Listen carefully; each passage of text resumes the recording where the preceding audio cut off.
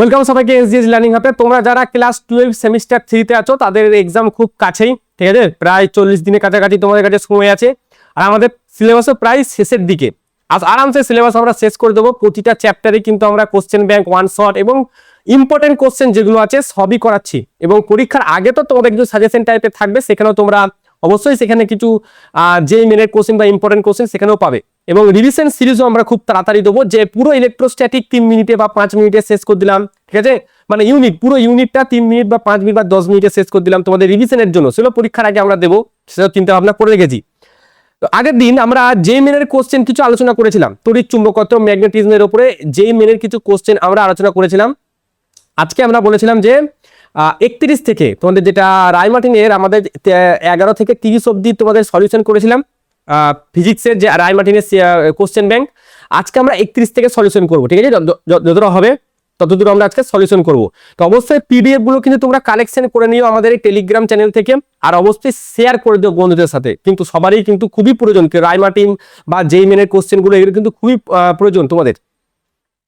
আজকের প্রথম যেটা কোশ্চেন সেটা বলছে যে একটি 50 ওহম রোধ বিশিষ্ট এবং 50 মিলি ভোল্ট একটি ভোল্ট মিটারকে 0 থেকে 10 অ্যাম্পিয়ার, তার মানে সার্কিটটা কেমন? এইখানে থাকবে আমাদের ভোল্ট মিটার, আর এর সাথে যখনই ভোল্ট মিটার বা গ্যালভানোমিটার এদেরকে অ্যাম্পিয়ারে কনভার্ট করতে হয়, আমাদের সমান্তরালে একটা শান্টকে যুক্ত করতে হয়। এখানে থাকে শান্ট, এটা যদি ভোল্ট মিটার থাকে এর রোধকে আমি আরভি বলে দিলাম, আর এর মধ্য দিয়ে যে কারেন্ট যাবে সেটা আমি আইভি বলে দিলাম, এই কারেন্টটাকে আইএস বলে দিলাম এবং এই কারেন্টটাকে আই বলে দিলাম। তো ভোল্ট মিটারের মধ্য দিয়ে কারেন্ট আমি জানি, ভোল্ট মিটারের যদি আমি ভোল্ট মিটারের কারেন্ট আমি জানি না, তাহলে আইভি সমান ওর যে রেজিস্ট্যান্স ভি বাই আর হবে অবশ্য, সো ভি বাই আর এটা করব। এবার দেখো ভোল্ট মিটারের এখানে যেটা ভোল্ট মিটারের যে ভোল্টেজটা বিভব পার্থক্য সেটা কিন্তু বলে যে 50 মিলি ভোল্ট। তাহলে 50 আর মিলির জন্য আমি 10 টু দি পাওয়ার -3 দিলাম, আর ভোল্ট মিটারের যেটা রোধ সেটাও 50 বলে দিয়েছে। তাহলে 50 কাটলে এটা থাকছে 0.001 অ্যাম্পিয়ার, ঠিক আছে? এবার আমি আইএস এর মান যদি এখান থেকে বার করতে চাই, তাহলে আইএস সমান আই মাইনাস আইভি লিখতে পারি। আই এর মান কত? 10, এখানে দেখো বলে দিচ্ছে 0 থেকে 10 অ্যাম্পিয়ার, সো 10। আর আইভির মান 0.001, এটা অলমোস্ট ইকুয়াল টু সেই 10ই আসবে। 0.00 আমি যদি ছেড়ে দিই, 0 তো প্রায় 0, ওটা তো অলমোস্ট ইকুয়াল টু এটা 10 অ্যাম্পিয়ারই ধরবো। এর আগের অঙ্ক তো দেখবে অলমোস্ট 10ই ধরেছিলাম। নেক্সট, এবার যেটা বলা হচ্ছে আইভি পেয়ে গেলাম, আইএস পেয়ে গেলাম, তো এদের দুজনার বিভব পার্থক্য সেটা হবে আইএস ডট এস সমান এই দুজনার পার্থক্য সেটা হবে আইভি ডট আর ইন্টু ভি হবে, বা এখানে আর ভি আমাদের লাগবে কি এস লাগবে। তাহলে এস সমান আমি লিখবো আইভি বাই আইএস তার সাথে আর। তো আইভির মান আমাদের কিন্তু অলরেডি আমরা এখানে বের করে নিয়েছি 0.001, মানে 10 টু দি পাওয়ার -3 যেটা, সেটা আমি কিন্তু বের করে নিয়েছি। ইন্টু আরভির মান সেটা 50 ছিল, এখানে এই যে আরভির মান এখানে 50 বসিয়েছি, ঠিক আছে? এই যে এটা 50, আর আছে আইএস এর মান কত? 10 বসিয়েছি। তাহলে এটার সাথে যদি কাটি আমি, তাহলে কত বেরোচ্ছে? 5 ইন্টু 10 টু দি পাওয়ার -3 বেরোচ্ছে। 8 ইন্টু 10 টু দি পাওয়ার -3 মানে 0.005 ওহম। এটা কোথায় লাগাতে হবে? অবশ্যই সেটা সমান্তরালে লাগাতে হবে, ঠিক আছে? তাহলে সমান্তরালে, তাহলে 0.005, এই যে 0.005 মানে শান্ট যুক্ত করতে হবে, ঠিক আছে? এর আগের বারের কোশ্চেন ব্যাংক এটা সমান্তরাল ছিল, সেজন্য আমার সমান্তরাল করে অভ্যাস হয়ে গেছে, তো সমান্তরালে এটা যুক্ত করতে হবে। নেক্সট কোশ্চেন দেখো, এল দৈর্ঘ্যের একটি পরিবাহী তারকে, সো একটা তার আছে, ঠিক আছে? এটা একটা তার আছে, এর দৈর্ঘ্য কত না এল দৈর্ঘ্য, এইখান থেকে এর দৈর্ঘ্য কত? এল। ভালো কথা, এই তারটাকে এবার কি করেছে? বাঁকিয়ে একটা বৃত্ত তৈরি করেছে। সো এই তারটাকে বাঁকিয়েছে, এরকম একটা বৃত্ত তৈরি করেছে, ঠিক আছে?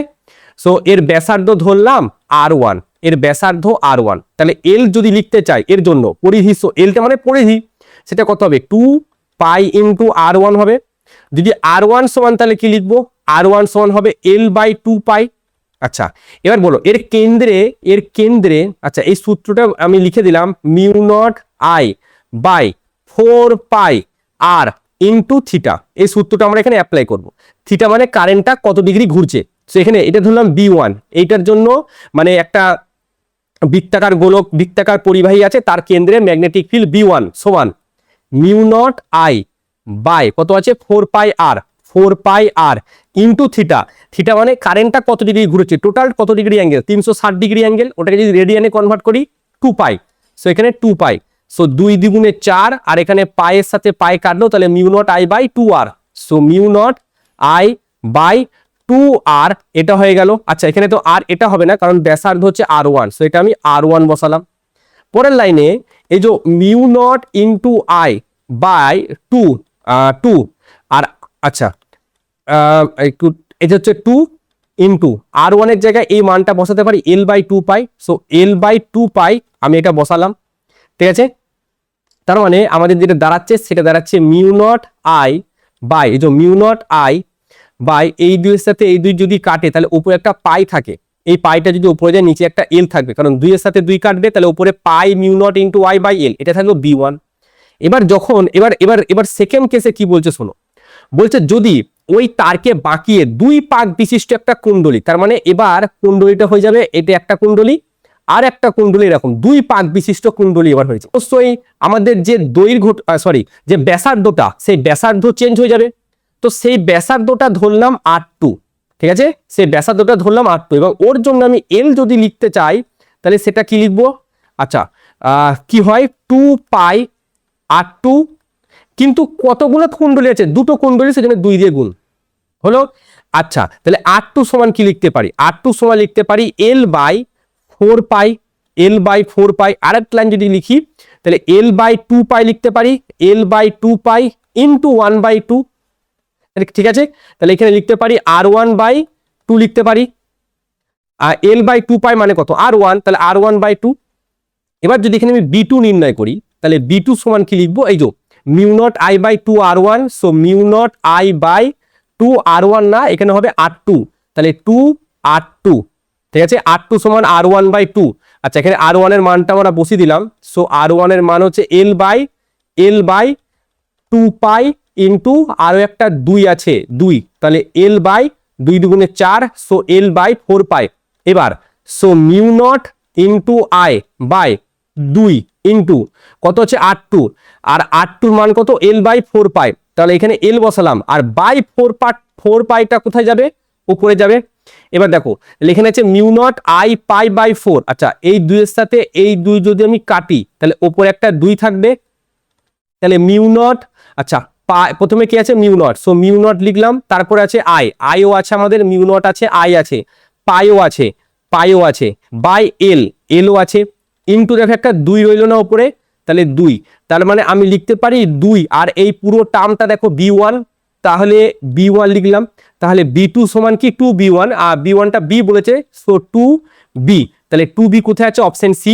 মিস্টেক হয়ে গেছে, এখানটা n দিয়ে গুণ হবে, ঠিক আছে, কারণ n সংখ্যক পাকের জন্য এটা একটা পাকের জন্য, তো এখানে একটা n দিয়ে গুণ হবে, এখানে একটা n দিয়ে গুণ হবে। এবার দুটো পাক হয়েছে তো সেজন্য এটার সঙ্গে ইনটু 2 করো, দিয়ে উত্তর থাকবে 4b।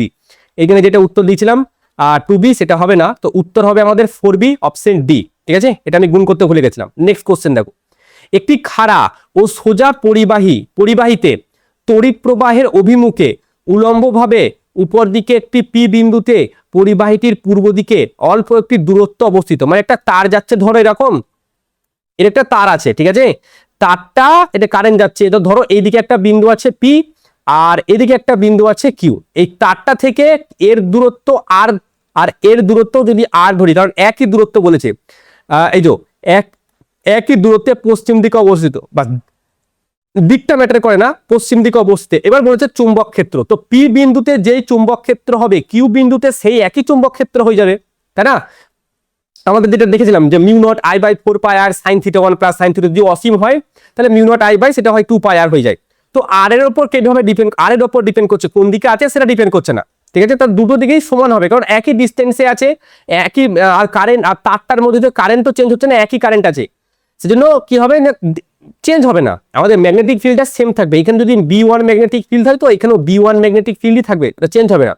সো কিউ বিন্দুতে চৌম্বক ক্ষেত্র মানে সমান একই, ঠিক আছে, পি বিন্দুতে চৌম্বক ক্ষেত্রে কিউ বিন্দুতে একই দূরত্বে একটা চৌম্বক ক্ষেত্র আছে, আর পি বিন্দুতে চৌম্বক ক্ষেত্র দুটো মান একই থাকবে, কোনো চেঞ্জ হবে না। বলা হচ্ছে কোন দীর্ঘ ঋজু পরিবাহী, আচ্ছা দীর্ঘ কথাটা উল্লেখ থাকলে জেনে নেবে সেটা অসীম তারের কথা বলা হচ্ছে, মানে অসীম দৈর্ঘ্যের তারের কথা বলা হচ্ছে। তো এরকম একটা তার আছে, ঠিক আছে, তারটার মধ্য দিয়ে কারেন্ট যাচ্ছে, আই মানের একটা কারেন্ট যাচ্ছে, তারটা থেকে আর ডিস্টেন্সে, তো ধরো এরকম কিছু একটা ডিস্টেন্সে, এই ডিস্টেন্সে 0.4 টেসলা একটা চৌম্বক ক্ষেত্র আছে, দিয়ে বলেছে 2r ডিস্টেন্সে কত হবে। এটা ধরো 2r ডিস্টেন্স, ঠিক আছে, এটা 2r, এটা r ডিস্টেন্স, এটা 2r ডিস্টেন্স। এবার আমাকে বলো একটা অসীম দৈর্ঘ্যের তারের থেকে r ডিস্টেন্সে চৌম্বক ক্ষেত্র হয়, অসীম দৈর্ঘ্যের একটা তারের মানে অসীম দৈর্ঘ্যের একটা তার আছে, তারটা থেকে r দূরত্বে চৌম্বক ক্ষেত্র হয় μ0I/2πr হয়। ওকে, তাহলে এবার b সমানুপাতিক তাহলে হচ্ছে 1/r। তাহলে আমি যদি b2/b1 করি, যেটা বের করতে হবে সেটা যদি আমি প্রথমে রাখি, তাহলে আমি কি লিখতে পারি, উপরে লিখবো r1 আর নিচে লিখবো r2। r1 মানে কত r, আর r2 মানে কত 2r, সো 2r কাটাকুটি করলাম, তাহলে b2 সমান কত b1/2। আচ্ছা b1 এর মান কত, b1 এর মান দেখো বলেছে 0.4 টেসলা, তাহলে 0.4/2 তাহলে কত 0.2 টেসলা। অপশন এ আছে, অপশন এ এটার অ্যান্সার। নেক্সট কোশ্চেন, আচ্ছা এটা আমাদের বায়োস্যাভার্টের সূত্র। সো বায়োস্যাভার্টের সূত্র ডিভি সমান কি হয় μ0I/4π, ঠিক আছে, এখানে হবে ডিএল ক্রস আর, আর নিচেই হবে আর কিউব। এটা কোন অপশনে আছে, μ0I/4I dl cross r/r cube, option B তে আছে, এটাই উত্তর। এর আরেকটা অপশন বলে দিচ্ছি, অথবা এরকম যদি থাকতো সেটাও হতো, ডিবি সমান μ0I/4π, এখানে থাকবে ডিএল ইন্টু এই আরটা থাকবে একক ভেক্টর হিসেবে, আর নিচেই থাকবে ক্রস। এই আর ভেক্টর সমানই হয় r cap by r, sorry r cap মানে হচ্ছে আর মানে একক ভেক্টর মানে সেই ভেক্টরটাকে তার মান দিয়ে ভাগ করে দিলে এটা পাওয়া যায়।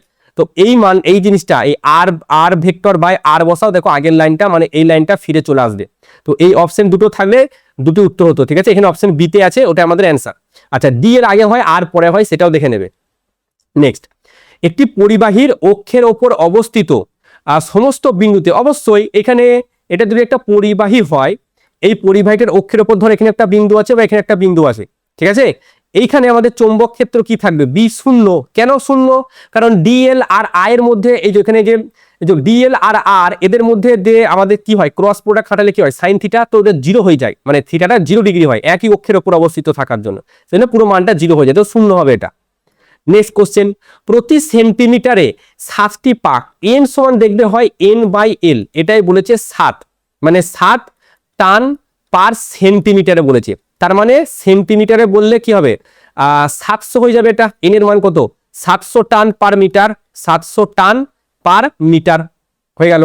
আচ্ছা কারেন্টের মান কত বলেছে, 2.5 অ্যাম্পিয়ারের বলেছে কারেন্টের মান। এবার ভালো করে এখানে বোঝো, এখানে চৌম্বক ক্ষেত্র প্রাবল্য বলেছে, চৌম্বক ক্ষেত্র বললে আমি বি বের করতাম, ঠিক আছে। আচ্ছা এখানে বলেছে চৌম্বক ক্ষেত্র প্রাবল্য এইচ বলেছে, এইচ সমান হয় b/μ0, আর সলিনয়েডের ভেতরে চৌম্বক ক্ষেত্র হয় μ0 n ইন্টু আই, নিচের একটা μ0, সো μ0 কাটলে এন পড়ে থাকছে, এন এর মান কত 700, আর আই এর মান কত 2.5, সো 2.5, এই দশমিকটা তুলে নিচে শূন্য বসালাম, এটার সাথে এটা কাটলাম। আচ্ছা 70 আর এটা কাটাকুটি করলে 5 7 35, আর 7 দুগুণে 14, 15 16 17, 1 7 5 আর একটা 0, 1750, তো অপশন এ আসবে উত্তর, ঠিক আছে, অপশন এ হবে এটার অ্যান্সার। নেক্সট কোশ্চেন দেখো 38 দাগের কোশ্চেন, 314 মিটার দৈর্ঘ্যের একটি তারের সাহায্যে, সো এরকম একটা তার আছে যেটা হচ্ছে 314 মিটার, ঠিক আছে, এই একটা তার আছে এরকম, এই তারটা কত মিটার, এই তার এরকম একটা তার আছে, এই তারটা হচ্ছে 314 মিটারের একটা তার, সো 314 মিটারের একটা তার আছে, এই তারটার সাহায্যে 2 সেন্টিমিটার ব্যাসার্ধের একটা কুণ্ডলী তৈরি করা হয়েছে। এইটা একটা কুণ্ডলী ধরো, এটা হচ্ছে 2 সেন্টিমিটারের একটা কুণ্ডলী তৈরি করা আছে, দিয়ে এর মধ্যে দিয়ে 1 অ্যাম্পিয়ারে একটা কারেন্ট পাঠানো হচ্ছে, চুম্বক ক্ষেত্র প্রাবল্য কত হবে, এইচ এর মান কত হবে সেটা আমাকে এখানে বের করতে হবে।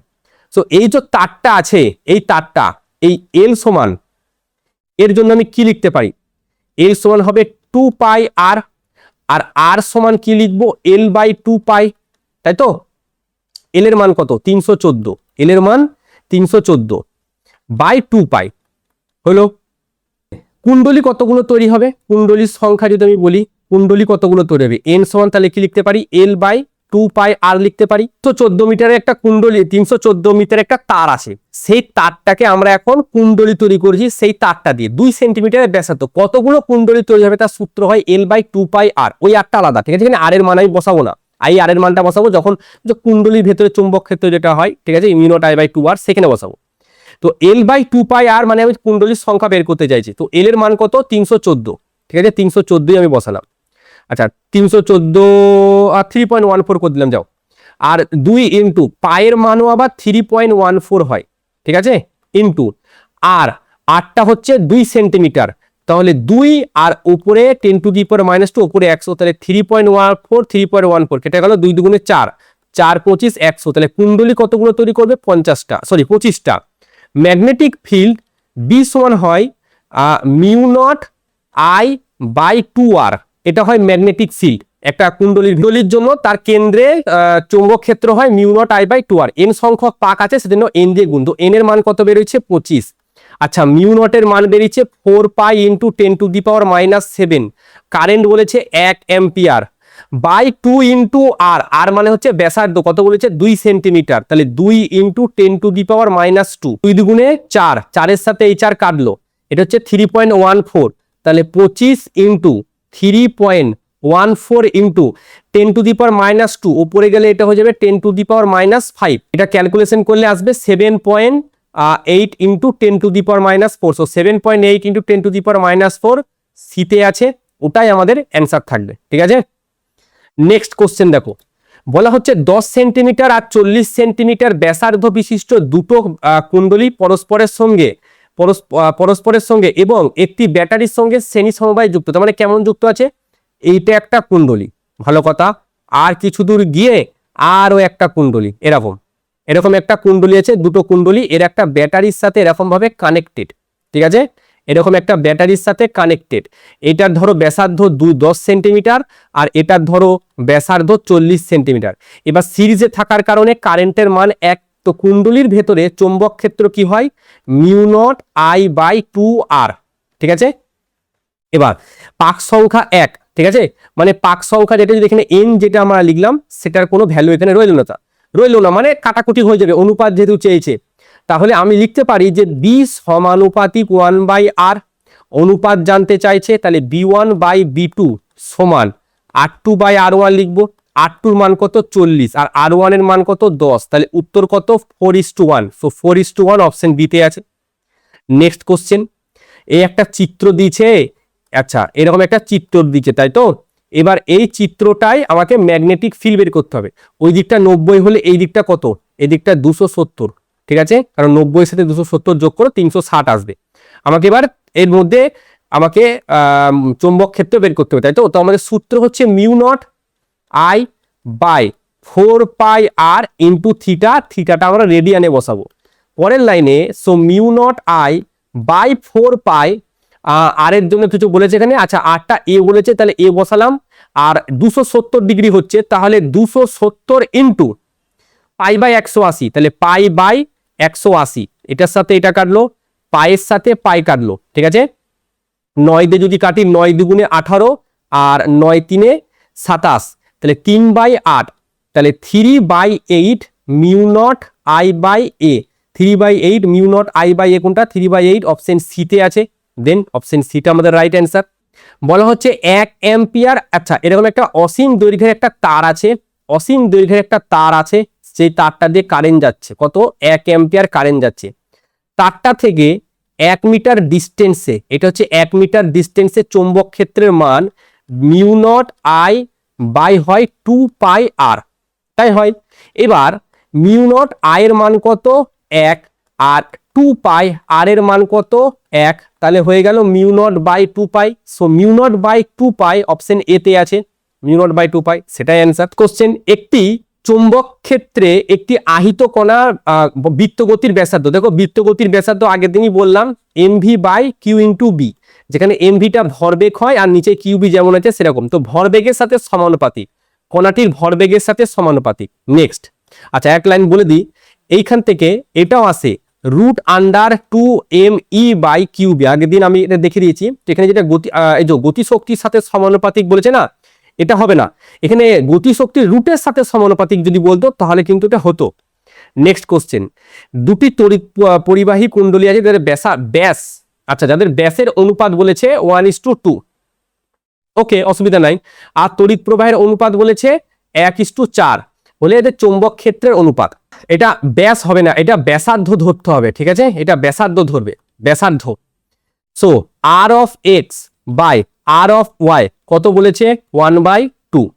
আর আমাদের কারেন্টের জন্য বলেছি আই এক্স আর আই ওয়াই, যেটা হয় 1/4 কুণ্ডলীর ভেতরে। তো কুণ্ডলীর ভেতরে চুম্বক ক্ষেত্র বি সমান হয় μ0I/2r। এতক্ষণ ধরে করে আসছি কুণ্ডলীর ভেতরে চুম্বক ক্ষেত্র μ0I/, সরি এটা না, কুণ্ডলীর ভেতরে μ0I/, কোথায় গেল, এই যে μ0I/2r, ঠিক আছে, কুণ্ডলীর ভেতরে চুম্বক ক্ষেত্র এটাই হলো। তো μ0I/2r চুম্বক ক্ষেত্র, তার মানে বি সমানুপাতিক I/r। আচ্ছা তাহলে B x by B y সমান আমি কি লিখবো আই এক্স আর r x into I y আর উপরে গেল আর ওয়াই। এবার এই যে আই এক্স আর আই ওয়াই আছে এই জায়গায় 1/4 বসাতে পারি, হ্যাঁ বসাতে পারি। আর এখানে আর এক্স বাই আর ওয়াই আছে কিন্তু উল্টো দিকে আছে, তাহলে উপরে 2 যাবে নিচে 1 আসবে, তাহলে 2 দুগুণে 4 কত 1:2, এটা হলো অ্যান্সার 1:2। এই কোশ্চেনটা স্টার দিয়ে রেখে দিও, এটা যেই মেনের কোশ্চেন, ঠিক আছে, এটা যেই মেনের কোশ্চেন। তো এরকম একটা সার্কিট আমাদের হাতে দিয়ে দিয়েছে। তো এই যে এই তারটার জন্য এই পয়েন্টে আর এই তারটার জন্য এই পয়েন্টে ম্যাগনেটিক ফিল্ড হবে না, কারণ হচ্ছে একই অক্ষের ওপর অবস্থিত। এবার ওপরের যে তারটা আছে সেই তারটা যদি আমি হাতে করে ধরি তাহলে আমার বাকি 4টে আঙ্গুল ওই ও পয়েন্টে দেখো ভেতরের দিকে প্রবেশ করছে, ওপরের তারটার জন্য ভেতরের দিকে, আর এই তারটার জন্য ভেতরের তারটা এই তারটার জন্য বাইরে প্রবেশ করছে। হাতে ধরো দেখো বাইরের দিকে উঠে আসবে এইখানটার জন্য, ঠিক আছে। তাহলে এই ওপরটার জন্য যদি B1 ধরি, সরি ওপরটার জন্য না, এই নিচেরটার জন্য আমি B1 ধরলাম, মানে এইটার জন্য B1 আর এইটার জন্য B2 ধরলাম, ঠিক আছে। এবার আমাকে বলো বি সমান μ0I বাই কি হয় 4πr ইন্টু থিটা হয়। কারেন্ট থিটাটা মানে কারেন্টটা কত ডিগ্রি ঘুরছে, so μ0I by 4πr into theta মানে কারেন্টটা কত ডিগ্রি ঘুরছে 180 ডিগ্রি, 180 ডিগ্রি মানে পাই, তাহলে পায়ের সাথে পাই যদি কাটে তাহলে μ0I/4r হবে। এবার একটা B1 যদি লিখি, B1 কোনটা বললাম ভেতরটার জন্য, তাহলে তার জন্য হবে μ0I/4r এই ভেতরটার জন্য মানে এই তারটার জন্য। আর বাইরের যে তারটা আছে তার জন্য যদি B2 লিখি সেটা হবে μ0I/4 বড় হাতের আর। এবার দেখো আর যত ছোট বি তত বড়, এই জায়গায় দুটো ম্যাগনেটিক ফিল্ডের ডাইরেকশন আলাদা, তাহলে আমি যদি এখানে নেট ম্যাগনেটিক ফিল্ড বের করি সেটা আমাকে বিয়োগ করতে হবে কারণ এরা ভেক্টর রাশি। তাহলে বি সমান, এবার কোশ্চেন হচ্ছে আমি B1 - B2 লিখবো না B2 - B1 লিখবো, তার মানে আমাকে জানতে হবে যে B1টা বড় না B2টা বড়। এবার দেখো যার আর ছোট তার বি বড় হবে, আর যার ছোট মানে দূর ব্যাসার্ধ যার ছোট তার ম্যাগনেটিক ফিল্ড বড়। তাহলে ভেতরকার যেটা B1 তার জন্য দেখো আরটা ছোট, তাহলে অবশ্যই B1টা বড় আর B2টা ছোট। তাহলে B1 এখান থেকে μ0I/4 তো কমন নিতেই পারছি, μ0I/4 যদি কমন নিই এখানে পড়ে থাকছে 1/r মাইনাস এখানে পড়ে থাকছে বড় হাতের 1/r, সো μ0I/4 আর এই জায়গাতে আমি r ইন্টু r লিখতে পারি। সো এইখানে আমি বড় হাতের আর মাইনাস ছোট হাতের আর লিখতে পারি। এই অপশনটা কোথায় আছে দেখো μ0I/r minus r, μ0I/r minus r নিচে 4r into r, option A তে আছে, ঠিক আছে, অপশন এ তে আছে, ওটা আমাদের অ্যান্সার, অপশন এ আমাদের রাইট অ্যান্সার এই অঙ্কটার ক্ষেত্রে। নেক্সট কোশ্চেন চলো, বলা হচ্ছে এম ভর, এই যে এক্ষুনি করলাম, ঠিক আছে, আর সমান কি লিখলাম mv/qb, ঠিক আছে। এই mv-র জায়গায় কি লিখলাম √2me/qb। এটা কোথায় এলো, কোথা থেকে এলো না কাইনেটিক এনার্জি সমান হয় হাফ mv², ঠিক আছে, হাফ এই mv² যেটা আছে উপরেও একটা m দিয়ে গুণ আর নিচে একটা m দিয়ে গুণ যদি করি তাহলে এটা আমি কি লিখতে পারি হাফ m²v²/m লিখতে পারি। এবার এই mটাকে বাঁ দিকে যদি গুণ করি আর দুইটাকে যদি বাঁ দিকে গুণ করি তাহলে 2mk আসে, ঠিক আছে। কে এর জায়গায় তুমি যদি ইও বসাও ইও বসাতে পারি, ঠিক আছে, কে এর জায়গায় ইও বসাতে পারি, গতিশক্তিকে ই দিয়েও লেখা হয় কে দিয়েও লেখা হয় অনেক সময়, সমান কি লিখতে পারি mv তার স্কোয়ার, এমভি মানে ভরবেগ, তাহলে ভরবেগের স্কোয়ার পি, তাহলে পি সমান কি আসছে √2 m কে আসছে বা ই আসছে, সেটা আমি এখানে বসেছি, তাহলে এটা হচ্ছে উত্তর। তাহলে √2 m e/কিউবি অপশন বি তে আছে, 2 m e/কিউবি, ওটা অ্যান্সার থাকবে। নেক্সট কোশ্চেন, 1 টেসলা মানের চৌম্বক ক্ষেত্রে আবর্তনরত ইলেকট্রনের কম্পাঙ্ক, সাইক্লোট্রন কম্পাঙ্ক এফ সমান হয় 1/t, 1/t এটা হয় কিউবি বাই হচ্ছে 2π × n। এবার ঘুরছে কে, ইলেকট্রনের জন্য জানতে চাইছে, তাহলে ইলেকট্রনের আধান 1.6 × 10⁻⁻19, ম্যাগনেটিক ফিল্ড বলেছে 1 টেসলা, আর এটা হচ্ছে 3.14, আর এম এর মান হচ্ছে 1.9 × 10⁻31।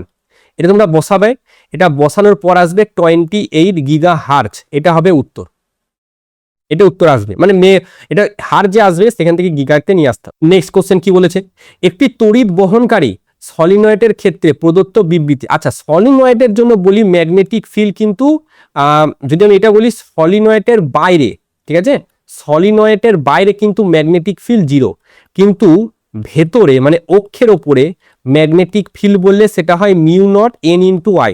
আরেকটু যদি বাড়ানো হয়, এটা হচ্ছে প্রতি একক দৈর্ঘ্যে আমাদের কতগুলো পাক সংখ্যা আছে সেটাকে n/l লেখা হয়, ঠিক আছে, মানে কত দৈর্ঘ্যের সাথে ভাগ দেওয়া হয়, এটা হয়। এবার এখানে কি কি জানতে চাইছে দেখি।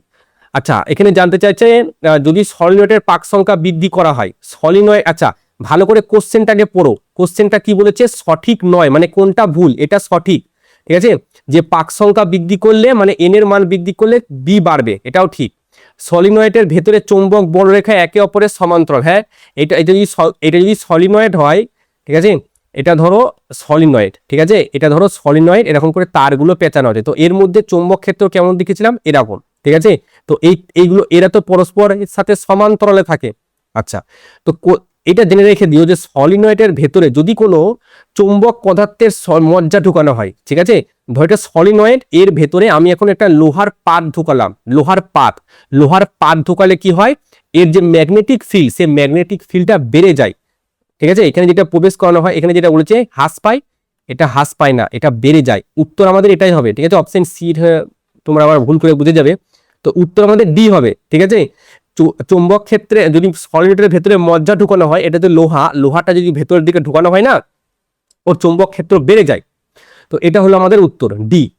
আচ্ছা, আজকে এত দূর অবধি রইলো, 46 47 অবধি করলাম, এর নোটটা এখান থেকে কালেক্ট করে নিও, আর সাবস্ক্রাইব করে একটু শেয়ার করে দিও, ঠিক আছে, তোমাদের মধ্যে বহুজন আছো শেয়ার করছো না, জাস্ট একটু শেয়ারটা করে দিও।